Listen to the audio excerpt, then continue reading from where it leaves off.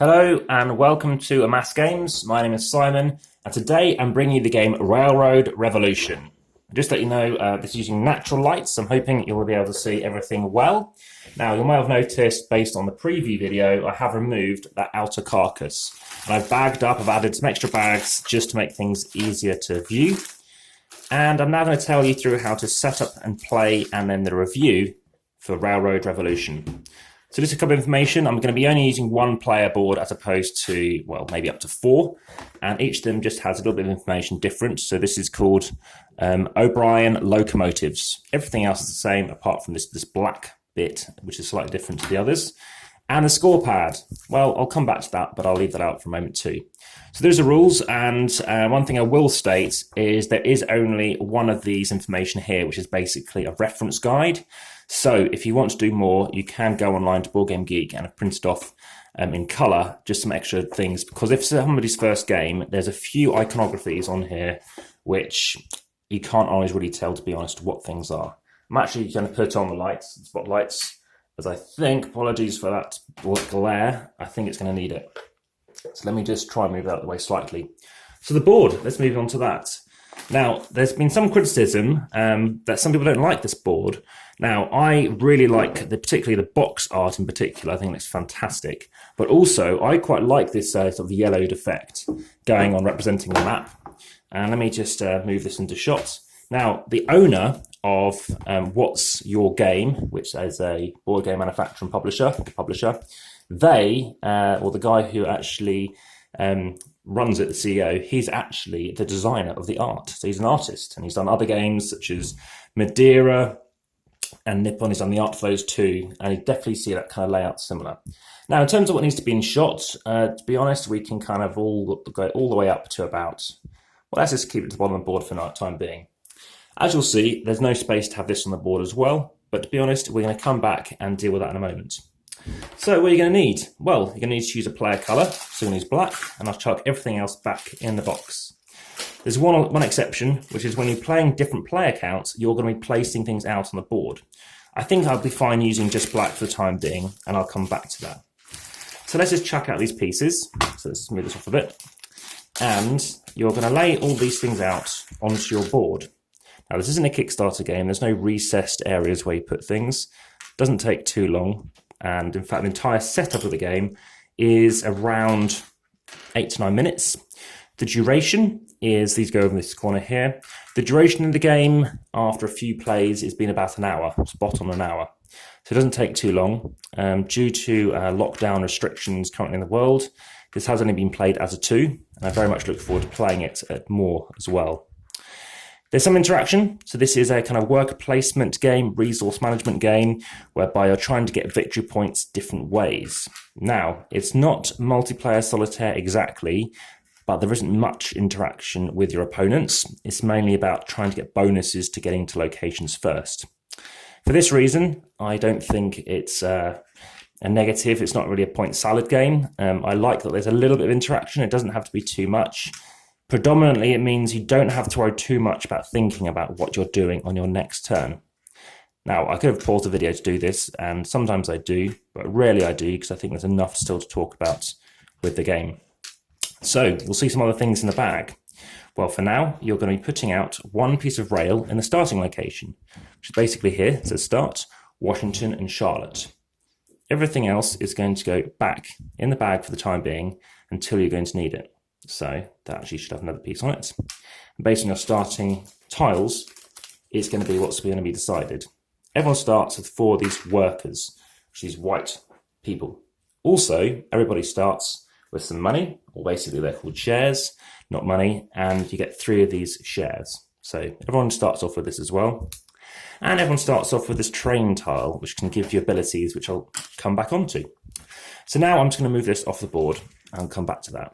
So now we need to still finish off the setup. You're going to have these tiles here. So these are deeds. You're going to take these, you're going to shuffle them, and I love the art on the back of there as well. And basically you can have them all face down, and then you just reveal the next one as they come up. So you do that one, if that goes, you flip it over. I'm actually more than happy to do it like this, as you don't really uncover anything else until anything else happens. So that goes off in the corner. You're going to have some of these guys here. These represent different people that can be doing things. Foremen, accountants, people like that. They can help you with certain abilities.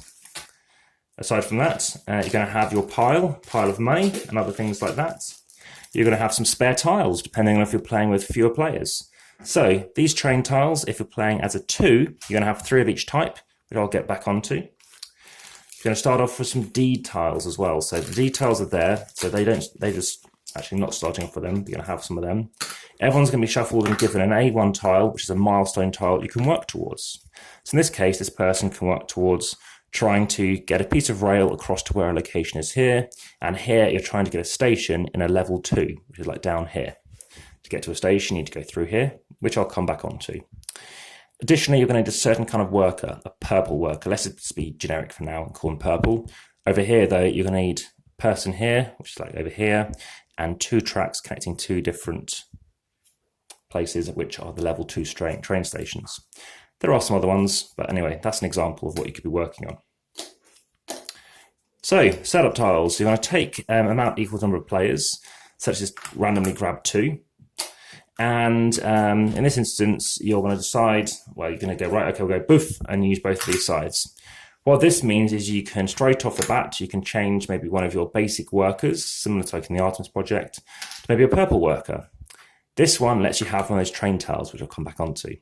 So starting with the last player, so it's in a 2-player game, they're going to pick first. What happens first is you're going to take 4 of these guys, 1 of each colour, shuffle them up, put 1 randomly without looking here and 1 randomly without looking there. Based on that, that person's only going to pick one of those tiles, getting that worker and that tile. They might choose to take this one because early on, as you'll see, you might not need it, especially if the person who has these 2 objective kind of tiles has an orange or a purple, because it makes it easier to complete this. So that's what we're going to keep. The rest of them are going to go back in the bag. Just as I'm packing away these bits, just to let you know, I have played every single one of these tiles, both sides. As for this, I have used this first player marker. So you're going to use this. It's double-sided. I know it's a man. I mean, it could be a woman on both sides or either side. So what else do I want to talk about? We need to set up the rest of the board. So I said, still a few more things to do. So this is an Italian designing couple. I don't know if they're married. They've got different last names. So I'm not sure. So you're going to have a pool, which are these guys here. You're going to have these other things available. In a 2-player game, you generally only need a few of these colourful workers. I think everything else I generally put back in the bag. And also, there's only a few of these shares really only needed in a 2-player game as well. Again, 3-player game, you're going to use a few more of each thing. And the reason for that is it just gives, it kind of stops there being a finite resource on most things. Nothing in this game is really finite, so you can always dip in and get more things. But yeah, I haven't run out as a 2, and I don't anticipate running out at more players either. So these are double-sided. As you can see, sometimes they have an X kind of thing through them, showing you that it's been like exhausted. Maybe it's been run out of steam. And then you have the face upside as well. So that's one example of one of these train tiles you can get. This, by the way, is a symbology for points. So it's worth victory points at the end of the game if it's face up. So in this game, you can be choosing to buy one of these or obtaining it, as we saw, from those startup tiles. And if you happen to take one of these, it might cost you money. It allows you, when you do the train action, to move up one of these things 3 spaces. I'll tell you now, very powerful, very useful, but early on, it doesn't give you anything beneficial. What other tiles are there? Well, we have this tile, can give you $600. There's this one, which can give you 3 shares. Now, shares you can change at any moment to be money. So it's $150 for each one. And I have this one here, which allows you to lay a piece of track down for $100, avoiding anything where there might actually be a cost to cover things off. I'll be covering off too. So for now, these are all going to go back in the bag. Remember, there's 3 of each, so this was that other bag. So let's just check those out. So we are going to have, moving on to this bottom section, we have the telegraph section. These are the places that you can be making your calls. Now in this instance, we've randomly assigned them down here. This is somewhere where you can remove a worker. Now at all times you must have a minimum of 4 workers. So early on, again, you only have 4 plus that starting setup 1. You might not be doing these things. But yeah, this lets you remove someone to put down some track, where normally there would be a penalty, which I'll get onto. This one allows you to promote, which I'll get onto as well. This one gives you some shares, so you're getting some money kind of thing, and it lets you trigger this, which for example is buying a train tile for $200 cheaper. You could, if you're triggering it, also get the other benefit, spending 3 and placing down another of these huts. So you can place down a telegraph station. Over here, you can lose a worker to gain 600. Normally it costs you 800 to gain a worker. So slightly more efficient, but only if you want the money. Over here, you can choose to, actually that's not very good. It depends if you want the money. Over here, losing a worker to move up 4 again. But again, this is a really good way of getting those points at the end, as I'll get onto. More of the same, and then you can flip your tile, as I said, to trigger that benefit, maybe getting some money, some shares, something else, moving up here maybe. Over here, getting a train tile.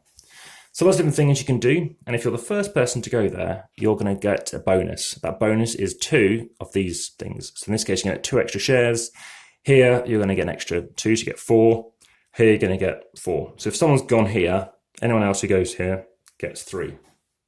So I'll just place out a few of my people. So if I did like this, then I'm going to get 4. But if someone else had gone there, then I'm just going to get that. I don't get the benefit as well. If I went here, I only get 2, not 4. If I go here, I only get 1. So this might be a better spot to go early on because you're getting a bigger bonus. So we still need to do some more layouts. So what else do we have? Well, we have some tiles. So let's look at these tiles. For some reason, there's some money in with these tiles. I'm not sure why that was. You have, let's start with level 3 as we have them out already. Randomly go to the level 3 locations. Everything that's pretty much these shape will go out on the board. A level 2, a level 5. Some more level 5s.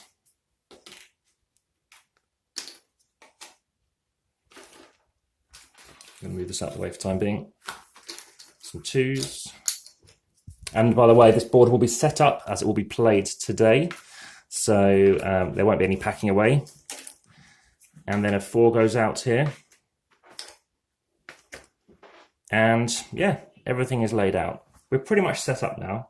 So now what we can start doing is thinking about our turn. So depending on who's starting, the only other thing to do is set up these tiles here. These are milestone tiles. So you saw these tiles have little A's on them. When you complete one of them, you can draw 3 from the B tile stack, and then you'll pick one of those 3, moving the other 2 to the bottom of the deck, bottom of the tile stack for that respective value. So in this instance, you're going to pick a B tile, and as you'll see, it's a bit harder, a bit further out, you've got some 3s to deal with. Whereas a C tile, you're dealing with 4s, and a D tile is going to deal with those 5s. It really depends what you want to do. It's a very open world kind of game where you want to go with things. But as an example, you need to get all the way out to D. As you can see, big victory points if you get out here and do what it states. So over here, you're dealing with, into the 30s. Obviously different values for each one, and pick whatever you think is going to work. And I must admit, when you start playing this game, you're going to realize that sometimes working on maybe hopefully drawing a tile that does give you that benefit. So we know that these will help you with the level 4 things. It might be the stations, it just might be the railway tracks, that actually you can be pretty much getting some free points for doing them. But be noting, these guys, B onwards, they do require 2 of these workers. So on face value, that's going to cost you $1,600. Of course, you can get them much easier ways, and then you need to make a decision on, is it a better use of victory points? You don't need to math it out, but it's just something to be aware of. So that is it. That is the game pretty much set up. We can now talk about actually what else we have. We do have some money as well. So we have some 50s, got some 100s, got some, obviously these share things. This is just in short, I'm aware. 500s, you've got some 100s, and there's even 1,000 as well, which might be put back in the bag, and I think it's there. So even some 1,000 things. Money's worth nothing at the end, and I've ended up with 2,000 plus, and yeah, kind of lost. But let's talk now about your main actions. Okay, I just need to kind of tell you about that setup first. So you have these 4 guys. These guys represent places that you can go. Once they've all out on the board, you are then going to be taking them back and doing them again, but like inside and games like that. Let's just put the money over here for now, these shares. So what can you do with these things? Well, I'm going to move this right up the top. I think we don't need to have that in shots. Move this down a bit. Okay, so we have a few actions we can do. We can go over here, and it's to do with the station. This lets me to, if I had a purple person, go here. And what that means is I can take my tile and flip it over, one of my station tiles. So early on, I'm not doing that, but I'll come back onto what that does.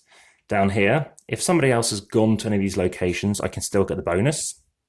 Over here, this allows me to place out a station without paying its cost. So normally, if I go here, I always get to place down a station. So I take my leftmost station and I place it out wherever I'm connected to. So I'm connected to here currently, so I can do that. It's going to cost me 500. Now I start off with $600. You always start off with 600, but actually trying to do that action seems, it's a lot of money spent. So if I had an orange person, I might do that. Therefore, I've placed out a guy and I've gone there, which is great. Additionally, I'm the first person to go there, so I get 2 times 150 shares, and I get a purple or a blue person that comes to my supply, which I can use, again, maybe to do this action or something else. Down here, what this can let you do is you can gain that first benefit action again, so getting 300 for spending 300. So not much of a difference there.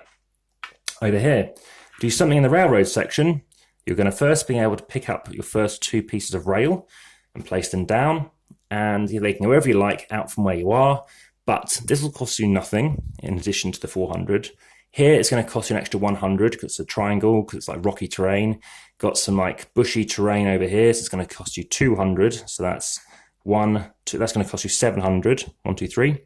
Here it's going to cost you 700. So here it's just going to cost you that in total. Interestingly, there's a 1, 2, 3, 4, one of each type, and then you span out again, and it's one of each type again. So rail, you need rail, of course, to get out to more stations.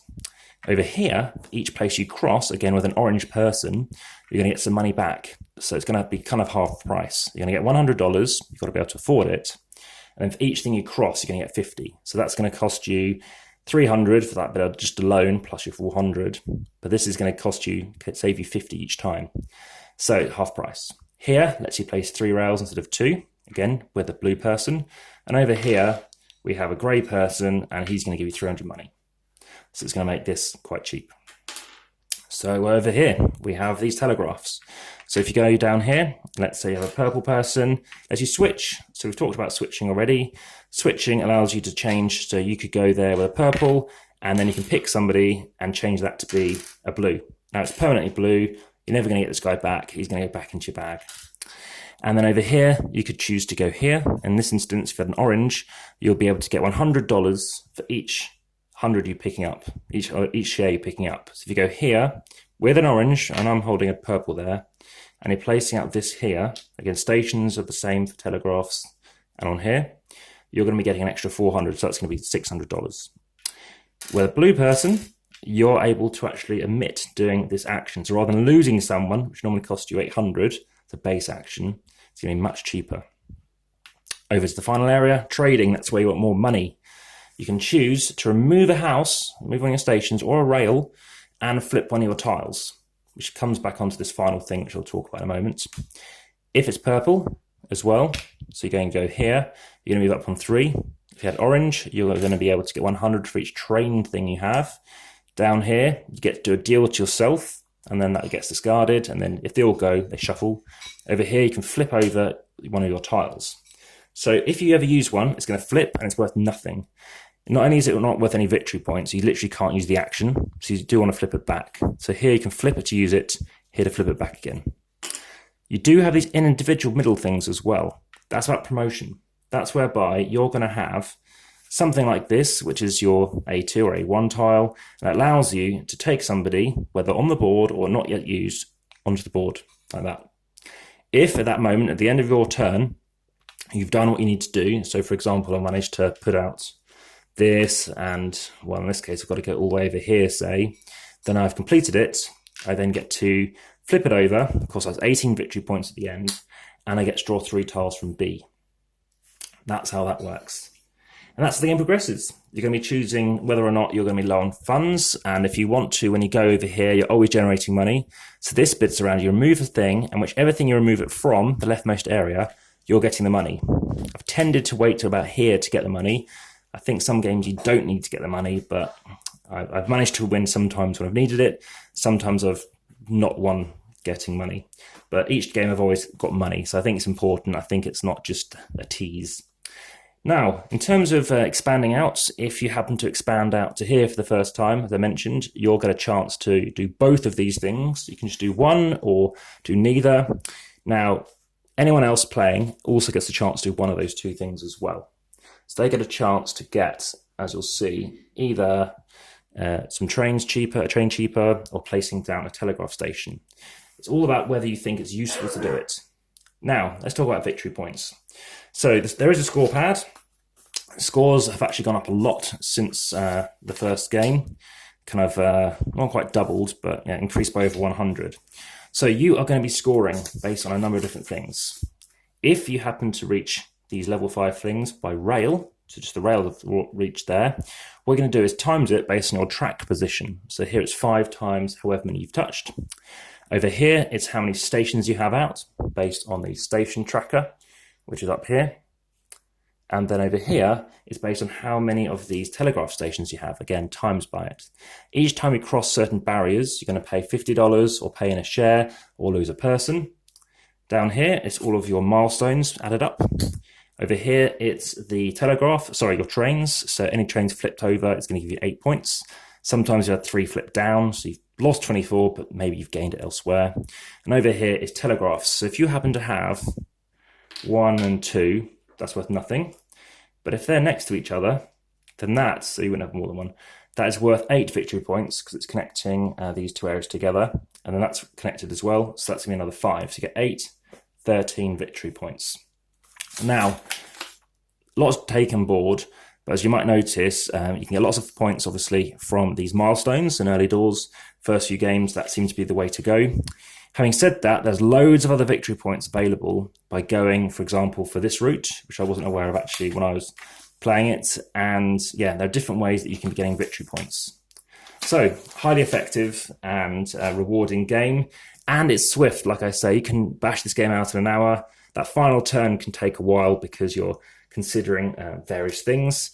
But ultimately, I think there's a lot of variability, obviously, in the different tiles that you're drawing and whether or not you want to go for milestones. I think it's a kind of not a foregone conclusion that you're going to go for them, but if you happen to just draw the right kind of things, it's going to encourage you to go for certain things.